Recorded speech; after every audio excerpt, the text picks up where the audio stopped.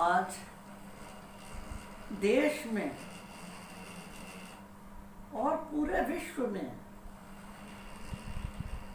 जो कोरोना महामारी का हाहाकार मचा हुआ है, उसमें चरखा अति महत्वपूर्ण है।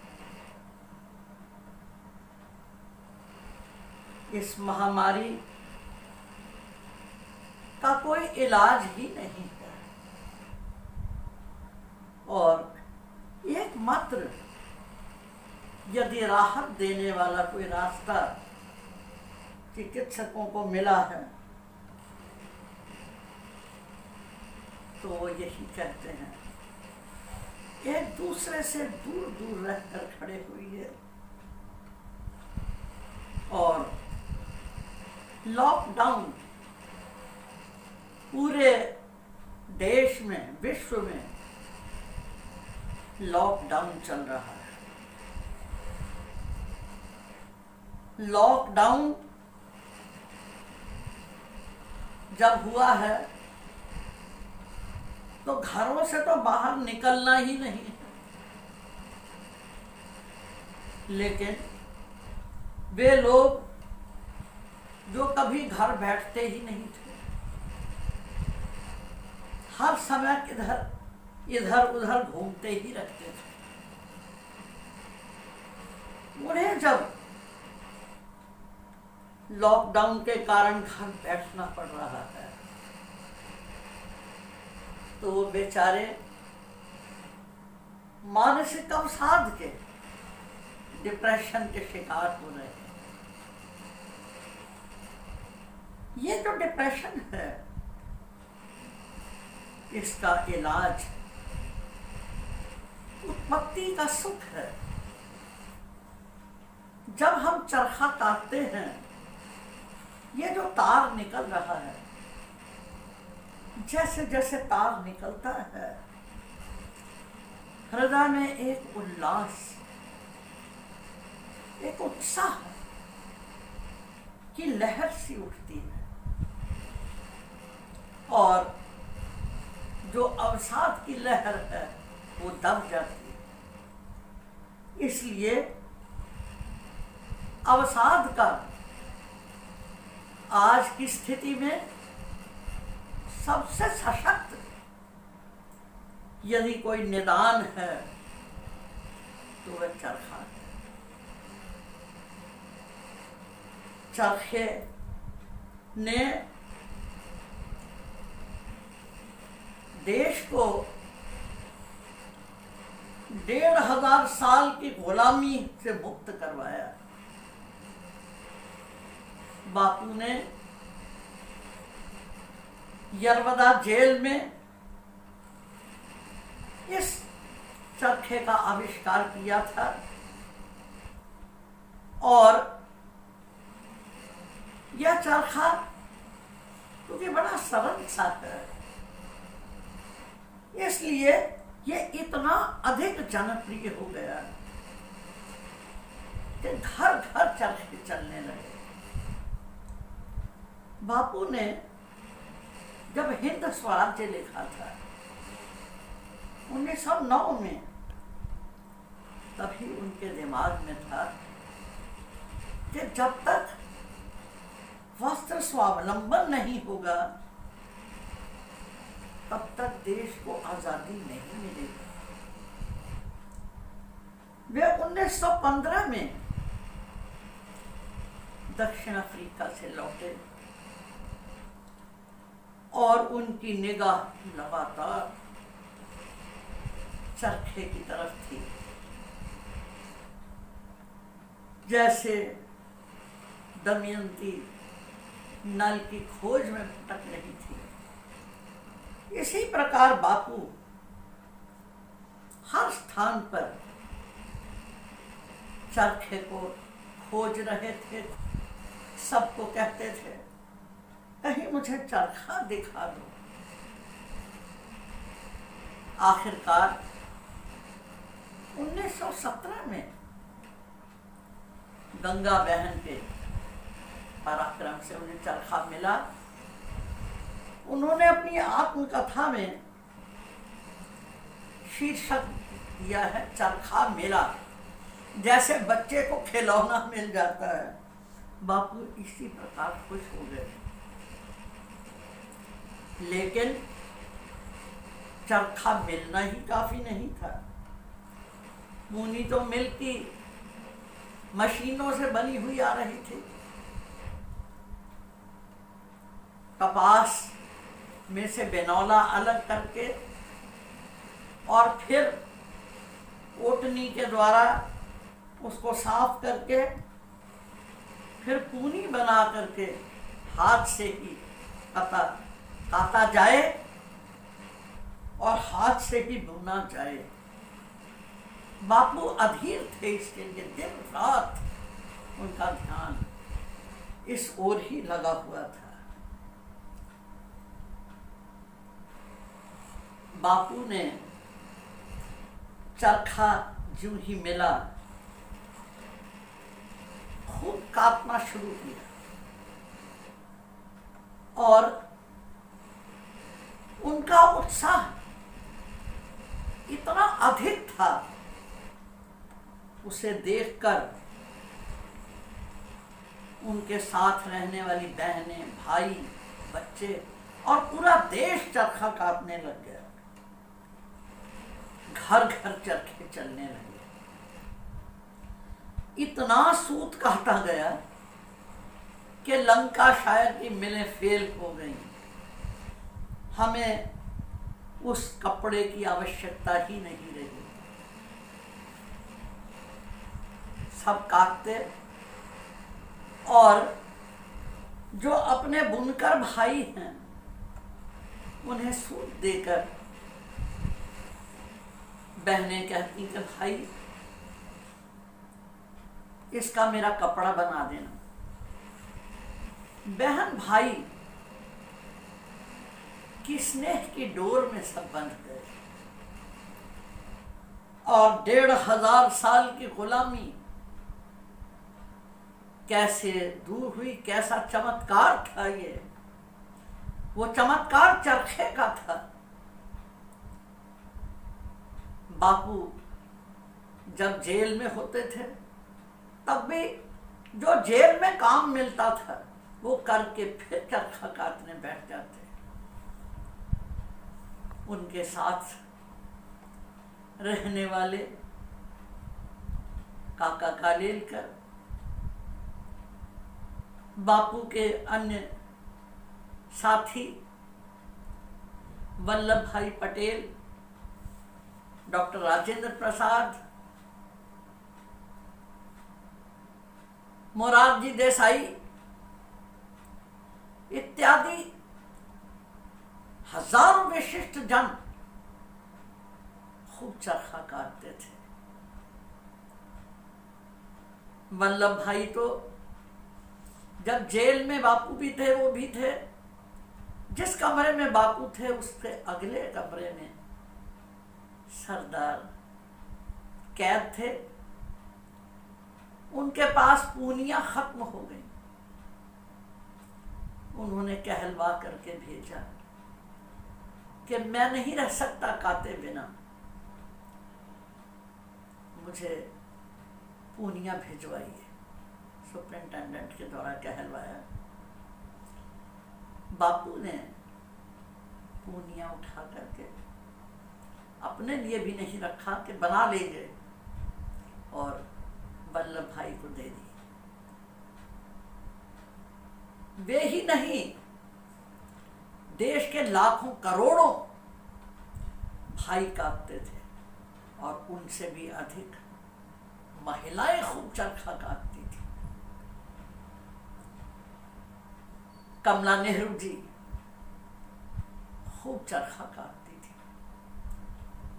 जयप्रकाश नारायण जी की पत्नी प्रभावती खूब चरखा काटती थी। देश की करोड़ों लाखों महिलाएं पुरुषों से भी ज्यादा चरखा काट रही थी। कमला नेहरू और प्रभावती बहन के अतिरिक्त मेरे गुरु पूज्य बाबा लाल सिंह जी की माता जी, जो कि स्वयं स्वाधीनता सेनानी थी, हाकिम कौर जी, उन्होंने भी चरखा खूब काता और चरखे का ऐसा संस्कार अपने बेटे को दिया। देश आजाद हो गया, सबने चरखा छोड़ दिया, लेकिन मां का दिया हुआ ऐसा संस्कार था बाबा जी में कि जीवन की अंतिम घड़ी तक उन्होंने चरखे की धूम मचाए रखे। स्वयं काटते, जो उनके निकट आता उनसे भी चरखा कटवाते। चरखा आज कितना महत्वपूर्ण है। कोरोना महामारी आ गई, हमने बापू को भुला दिया। बापू के जो एकादश व्रत हैं उनमें एक स्वदेशी है। यदि हम स्वदेशी को अपनाए रखते तो ये महामारी बाहर से आती ही क्यों। अस्तु, जो भी हुआ, आज इस महामारी का फैलाव अधिक ना हो, इसके लिए पूरे विश्व में लॉकडाउन लाया गया है। सब अपने अपने घरों में दुबके हुए हैं। सब चिकित्सक, सब राजनीति विशारद, यहां तक के प्रधानमंत्री, हर देश के राष्ट्राध्यक्ष कहते हैं अपने अपने घरों में रहिए, बाहर मत निकलिए। लेकिन वे करें क्या? उन्होंने तो किताबें पढ़ी हैं या और काम किए हैं। अर्जन के हाथों के काम तो कभी किए ही नहीं। उसका परिणाम क्या हुआ? ज्यादा लोग इस समय मानसिक अवसाद के, डिप्रेशन के शिकार हो रहे हैं। डिप्रेशन से बचने का अचूक यदि कोई निदान है तो वो चरखा है। जैसे 1500 साल की गुलामी वो चरखे ने खत्म कर दिया। इतना सूत काटा गया कि व्यापारी जाति, अंग्रेज जाति ने देखा कि यहां लाभ ही क्या है, इसलिए वो बोरिया बिस्तर लेकर के इंग्लैंड जाने को मजबूर हो गए। ये चरखे का महान चमत्कार था, दुनिया देखती रह गई। आज भी जो एक मारक स्थिति है,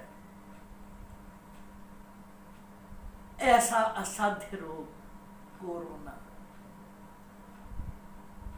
इससे त्राण पाने के लिए, राहत पाने के लिए चरखे को अपनाना जरूरी है। यूं तो हर उत्पत्ति सुख देती है, लेकिन चरखा असीम आनंद देता है। देखिए, जैसे जैसे मैं तार काटती हूं, मुझे एकदम ध्यान आता है बापू का और चरखे को प्यार करने वाले महामानवों का। यह चरखा जब वे काटेंगे सब, तो उसमें उसी प्रकार से लग जाता है जैसे परीक्षा के दिनों में बच्चे खूब पढ़ने लगते हैं। इसी प्रकार और काते हैं, इससे तो मुझे कुछ चैन मिल गई। दिल्ली विश्वविद्यालय के भूतपूर्व उपकुलपति प्रोफेसर दिनेश सिंह जी जब दिल्ली विश्वविद्यालय में थे, उन्होंने चरखे को इतनी गहराई से समझा कि वे चरखा प्रशिक्षण का एक कार्यक्रम गांधी भवन में लेकर के आए। प्रवेश करवाया उन्होंने इस पाठ्यक्रम का। मुझे सुयोग मिला बच्चों को चरखा सिखाने का। मैं आपको बड़ी एक चमत्कारिक बात बता रही हूं। जिन बच्चों ने चरखा सीखा, जो यूनिवर्सिटी के टॉपर हैं, ऐसे बच्चे, एक बच्चे ने कहा मुझे माइग्रेन की भयानक तकलीफ थी, मैं हैरान हूं कि कोई भी दवाइयां कारगर नहीं हुई, लेकिन चरखा काटने लगा मैं, धीरे धीरे माइग्रेन ही उड़ गया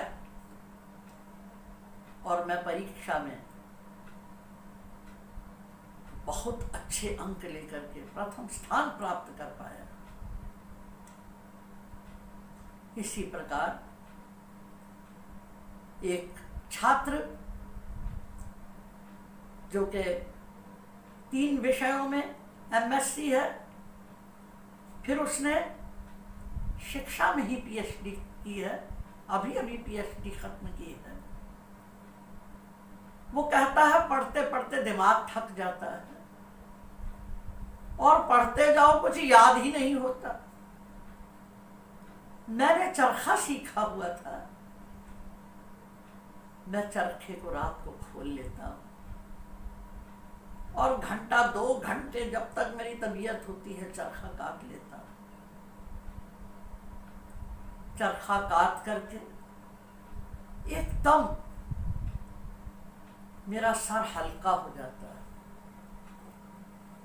और मैं पुनः जब पढ़ने लगता हूं, जो पढ़ता हूं वो मुझे तत्काल याद हो जाता है। यही नहीं, एक बच्ची बहुत गरीब परिवार से थी, उसने चरखा काटना शुरू किया। घर वालों ने विरोध किया, इससे क्या मिलने वाला है। उसने कहा कुछ मिले ना मिले, मुझे खुशी मिलती है। और परिवार की मुखालफत की परवाह न करते हुए वो नित्य नैमित्तिक चरखा काटती रही। उसने मुझे बताया, कहने लगी दीदी मुझे एक बात बताइए कि घर वाले और सब कहते हैं कि खूब पैसा कमाने वाले पाठ्यक्रम अपनाओ, तो क्या कोई पाठ्यक्रम या पैसा खुशी दे देगा? मुझे चरखे से जो खुशी मिलती है, मुझे तो पढ़ने में भी वो खुशी नहीं मिलती। और अब तो बदकिस्मती से कोरोना आ गया और सबको घरों में रहना पड़ गया।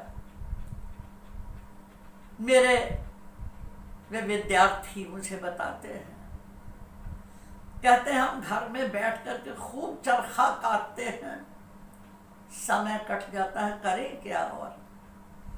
और मन में ये उत्साह रहता है कि जब लॉकडाउन खत्म होगा तो हम ढेर सारा सूत काट करके आपके पास लाएंगे और उससे अपनी मन चाही चीजें लेंगे। यह जो उत्साह है, यह चरखे की देन है। भूतपूर्व उपकुलपति महोदय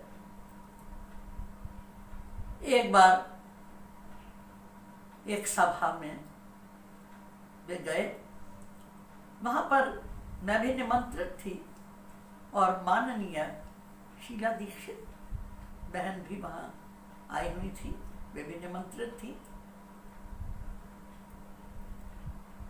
दिनेश सिंह जी ने उन्हें कहा, बहन कांग्रेस ने चरखा क्यों छोड़ दिया?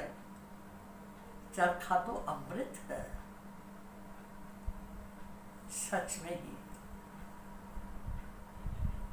उनकी उक्ति बिल्कुल सही है। चरखा अमृत है। लॉकडाउन में मृत प्राय प्राणों में वो संजीवनी का काम कर रहा है। इस चरखे का महत्व हमारे साहित्यकारों ने, कवियों ने खूब समझा था और देश की आजादी के बाद जब चरखे को हमने छोड़ दिया, भवानी प्रसाद मिश्र जी ने लिखा है, अणु भट्ठी जला ली, चरखा जला डाला। तो चरखा उपेक्षित हो गया। किस तरफ जाना हमें था, किस तरफ जाने लगे। हाथ हम तेरा पकड़कर चल सके थे मार्ग कुछ, हाथ तेरा छोड़कर अब ठोकरें खाने लगे। सच में ही जब से चरखे को छोड़ा है, तब से सुख चैन ही चला गया। चरखा अमृत है, चरखा सुख प्रदाता है। और चरखे के इस महत्व को देखकर कविवर सुमित्रा नंदन पंत ने कहा था, देख रहा हूं शुभ्र चांदनी का सा निर्झर, गांधी युग अवतरित हो रहा जन धरणी पर। सच में ही आज महाविनाश की बेला है। कितने लोग मर गए, हजारों मर गए, हजारों संक्रमित हैं, हजारों भयभीत हैं, न जाने कब संक्रमित हो जाएं। इस सब प्रकार के दुखों से चैन पाने के लिए चरखा सबसे सशक्त साधन है। महान दार्शनिक ग्रेग ने इस बात को समझ लिया था। यदि मनुष्य ने चक्की और चरखे को छोड़ दिया, इसे भुला दिया, इसे नष्ट कर दिया, तो मनुष्य को फिर से इसका ईजाद करना पड़ेगा। अंग्रेज कवि बायरन ने कहा था, O wind, O wave, you bleed. प्रकृति महाक्रंदन कर रही है। चरखा हमें प्रकृति मां के साथ जोड़ता है। जब से हमने उद्योगों को महत्व दिया, चेतन मानव के ऊपर जड़ मशीन को स्थित कर दिया, लोग सुविधावादी हो गए। कुछ दासों से काम लेते हैं तो कुछ मशीनों से काम लेने लग गए। इससे राष्ट्र के राष्ट्र जड़ हो जाते हैं। चेतन मानव के ऊपर जड़ को स्थापित कर दिया। तो कदाचार बढ़ गया, सदाचार लुप्त हो गया। देश को, विश्व को संदेश देना था कि प्रकृति के स्वामी नहीं बनना, प्रकृति हमारी सेक्चुरी है, प्रकृति की गोद में बैठना है, वो हमारी मां है। लेकिन हमने चरखे को भुला दिया, सारे ग्रामोद्योग तहस नहस हो गए। बापू ने कहा था कि मेरे समस्त रचनात्मक कार्यों रूपी सौर मंडल का सूर्य है चरखा। जब चरखा चलता है तो सारे ग्रामोद्योग उसके चारों तरफ चलते हैं। गृहोद्योग, कुटीरोद्योग, हस्तोद्योग एवं समस्त ग्रामोद्योग चरखे के चक्र के साथ साथ चलते हैं। और व्यक्ति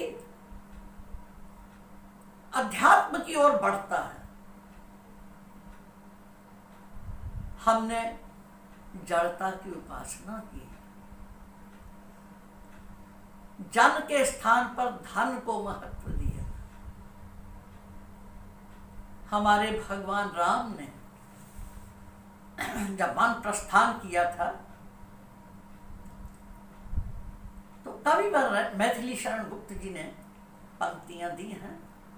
प्रस्थान वन की ओर या लोक मन की ओर, होकर न धन की ओर, है राम जन की ओर। राम वनवास का हेतु यही था कि जो लोग बेचारे रीछ और वानर से बने हुए,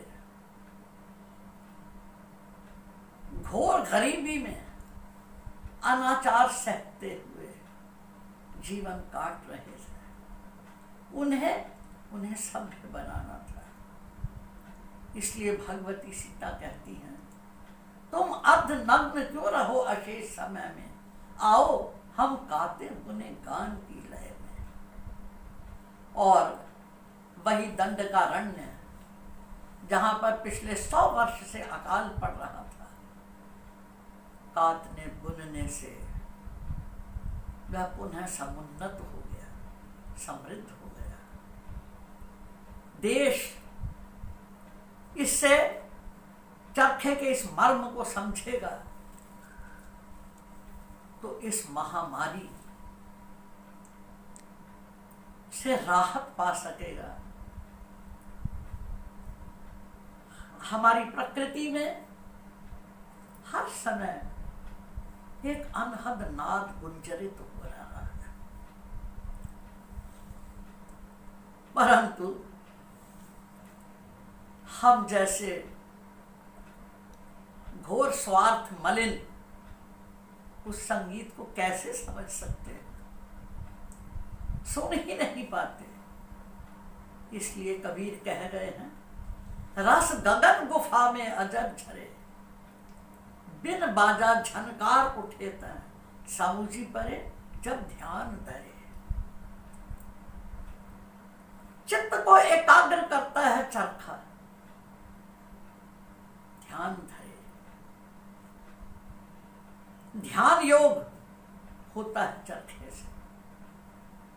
आज पूरी दुनिया योग कर रही है, परंतु योग के साथ मैं बतला दूं, जब तक चरखा नहीं जुड़ेगा योग अधूरा है। जब आप चरखा काटते हैं, यदि एक क्षण भी आपका ध्यान इधर उधर के विषयों में चला जाता है, वही तार टूट जाता है। आपका चित्त उस तरफ तकुए में से निकलते हुए तार की तरफ लगा रहता है, तो बड़ा सुंदर तार चलता रहता है। इसका एक बड़ा मधुर संगीत होता है जब सूत निकलता है। योग के साथ ध्यान योग और ध्वनि योग, नाद योग, ध्यान योग और नाद योग चरखा साध रहा है। योग को भी हमें संपूर्ण बनाना है। फिर देखिए आप कि छोटे शिशु हैं, रोगग्रस्त महिलाएं हैं, पुरुष हैं, बेचारे बूढ़े हैं जो ज्यादा काम नहीं कर सकते, घरों में उपेक्षित पड़े हैं। घर वाले सोचते हैं अब हमारे ये किस काम के, इसलिए इन्हें वृद्धाश्रम में छोड़ाइए, या घर में ही पड़े हुए हैं उपेक्षित। मेरे बाबा जी ने पड़ोस में ही एक वकील की 75 वर्षीय माता जी ऐसा ही जीवन जी रही थी। उसने एक दिन बाबा जी को कहा कि मौत भी नहीं आती कि मैं मर ही जाऊं। बाबा जी ने चरखा सिखाया, वो 5-6 महीने सूत काटती रही। उन्होंने कहा इकट्ठा करते जाइए। सूत काफी इकट्ठा हो गया। उन्होंने वो सूत ला करके बाबा जी को दिया। बाबा जी ने उनको बहुत सुंदर दरी एवज में दी। उसने वो दरी ले जा करके और पलंग पर बिछा दी। बेटा शाम को जब घर लौटा, उसने वो बिछी हुई खूबसूरत दरी देखी। उसने कहा ये कौन लाया है? माँ ने कहा बेटे मैं रोज सूत काटती थी ना, तू कहता था ये क्यों फिजूल का काम कर रही है, ये मैंने तेरे लिए दरी जो है वो बनाने के लिए सूत काटा था और मैं तेरे लिए ये मैं दरी लेकर आई। उसने माँ को गले से लगाया और अपनी पत्नी और बच्चों से कहा कि खबरदार किसी ने मेरी माँ को कुछ भी कहा, सबसे पहले इनको भोजन देना है। उसकी पोती कहने लगी दादी अब आप मेरे लिए कपड़े के लिए काट देना। इस प्रकार घर सुखी हो गया। बूढ़े तो बेचारे योग कर ही नहीं सकते, लेकिन चरखा सब काट सकते हैं। इसलिए सब चरखा काटे ताकि मन उल्लसित रहे। पूरा विश्व जो इस दुख की स्थिति में है वह चरखे का नाद सुने। मैं काट रही हूं और इसमें से जो ध्वनि की अनुभूति हो रही है वो ध्वनि है भारतीय संस्कृति के मूल मंत्र की। सर्वे भवन्तु सुखिनः, सर्वे सन्तु निरामया, सर्वे भद्राणि पश्यन्तु मा कश्चित् दुख भाग भवेत्। सब सुखी हों, सब आमयों से रोगों से मुक्त हों और सब एक दूसरे के साथ भद्र व्यवहार करें, सब भद्र हों और कोई भी दुखी न रहे। आज आवश्यकता इसी की है। चरखे ने हमें ये सब दिखाया किस प्रकार से अंग्रेज सल्तनत हिंदुस्तान से विदा हुई। इसका राजनैतिक पक्ष पूरी दुनिया ने देखा। राजनैतिक पक्ष की सफलता ही नहीं, आर्थिक पक्ष इतना वस्त्र स्वावलंबन कर दिया चरखे ने कि लंका शायर की मिलें फेल हो गई। सबको स्वदेशी पर नाज हुआ। आर्थिक क्षेत्र में भारत विश्व के आगे एक मिसाल बन गया। सामाजिक क्षेत्र में हिंदू, मुस्लिम, सिख, ईसाई सब एक होकर के चरखा काटते और खादी पहनते थे। देश विदेश के लोग बापू के साथ आ गए थे। मिसलेड की तरह न जाने कितनी विदेशी बहनें और भाई बापू के साथ एक होकर रहे। इसका नैतिक पक्ष भी कितना सबल है। यह हमें सब प्रकार के विकारों से मुक्त रखता है। अंग्रेजी में कहावत है, an idle man's brain is devil's workshop. यह तो हमें श्रमशील बनाता है। जो कर्मठ है उसकी वृत्ति पाप की ओर जाती ही नहीं, इसलिए प्रभु भक्ति की ओर उन्मुख करता है। चरखा हमें सब पक्षों से देखें हम वह सिद्ध कर चुका है कि वह संपूर्ण है। इसीलिए जब चरखा देश से भुला दिया गया तो रामधारी सिंह दिनकर जी को कहना पड़ा, बापू लौटो, यह देश तुम्हारे बिना नहीं जी पाएगा। हिंदी के महान कवि जयशंकर प्रसाद ने कामायनी में इड़ा सर्ग में कहा था, यह अभिनव मानव प्रजा सृष्टि अनजान समस्याएं गढ़ती रचती हो अपनी ही विनष्टि। आज तक किसी ने कोरोना का नाम सुना था? कोरोना जैसी महामारी और न जाने और कितनी कितनी महामारियां अनजान आएंगी। जब हम चरखे को अपनाकर कर्मठ हो जाएंगे, श्रमशील हो जाएंगे, सदाचारी होंगे। चरखा हमें प्रकृति के साथ जोड़ता है। चरखा हमें मानव बनाता है। चरखा हमें आस्थावान बनाता है। चरखा हमें परमेश्वर से प्यार करना सिखाता है।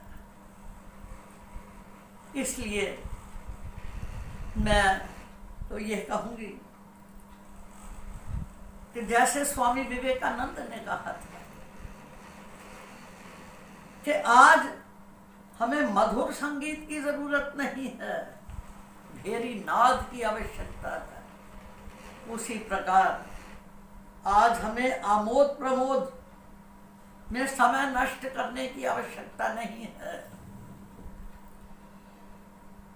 चरखे की पुकार सुनिए। मेरे बाबा जी कहते थे, काते सो पहने, पहने सो काते, कातो समझ बूझ कर कातो। जब इतनी विशेषताएं हैं चरखे में तो उसे क्यों ना अपना लिया जाए न। इसलिए आज इसको सर्वोपरि देव, देवाधिदेव, महादेव समझकर अभ्यंतराभ्यंतर से नमन करती। ओम तत्वमसि, तत्वमसि, तत्वमसि। तत्त्वमसि हरि ओम तत्त्वमसि तत्त्वमसि तत्त्वमसि जग में प्रभु तू ही बसे जग में प्रभु तू ही बसे तत्त्वमसि तत्त्वमसि हरि ओम तत्त्वमसि तत्त्वमसि